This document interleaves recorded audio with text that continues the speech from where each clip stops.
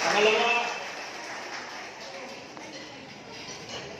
tulad ng aking ipinangako, since 1996, nung tayo po ay unang magkita-kita sa Metro Manila, linis ganda. Hanggang ngayon, kunti lang ang tumanda, mas marami pa rin ang gwapo, at mas marami pa rin ang lahat na magaganda. Pero ang malaga, nandito tayo lahat, walang tumatanda, lalong bumabata. Ngayon, since 1996, magkakasama tayo sa iisang ating hanap buhay. May isang interes para linisin ang buong Pilipinas, linisin ang buong Metro Manila, at magkaroon ng kunting pera para sa ating pamilya. Ngayon, ang lahat na yan ay alam ko naman ay unti-unting natutupad.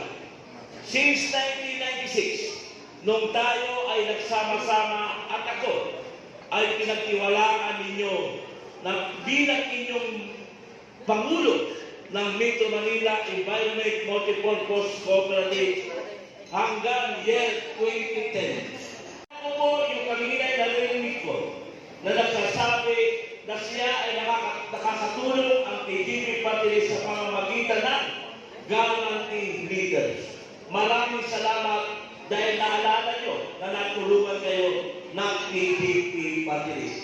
Pero ang may malungkot pong party doon, ano po yung may malungkot na party pag kayo ay nakakakuha ng guarantee leaders?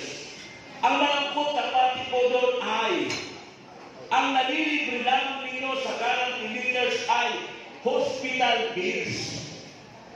Ang nalilibre lamang doon ay yung bayad sa hospital. Maging ito'y government hospital o pribadong hospital. Basta may memorandum of agreement sa Department of Health. Yung bayad sa doktor o professional fee ay hindi po libre.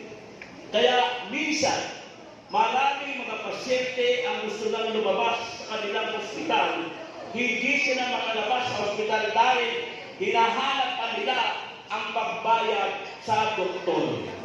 Minsan na, may mga kababayan tayo o kamag-anak na namamatay, hindi mailabas ang bangkay, dahil hindi pa pwedeng ilabas, hindi makakuha ng death certificate. Bakit hindi makakuha ng death certificate?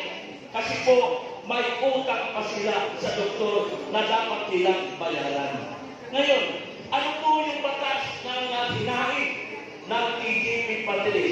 Ang hinahin po na batas ng PDP Party ay sana isama na sa guarantee leaders sa hospital fees ang bayad sa mga doktor. Isama na lahat, walang babayaran ang isang pasyente, lalabas na walang babayaran, zero billing, bayad sa doktor, bayad sa hospital, magkasama na sa guarantee leader. Yung mga batas na yan ay akin pong hinahin nang sa ganon makatulong po sa mga nagsasabi mga senior na sila. Yung mga batas na yan ay malaking tulong po kung ito po ay ilalagay natin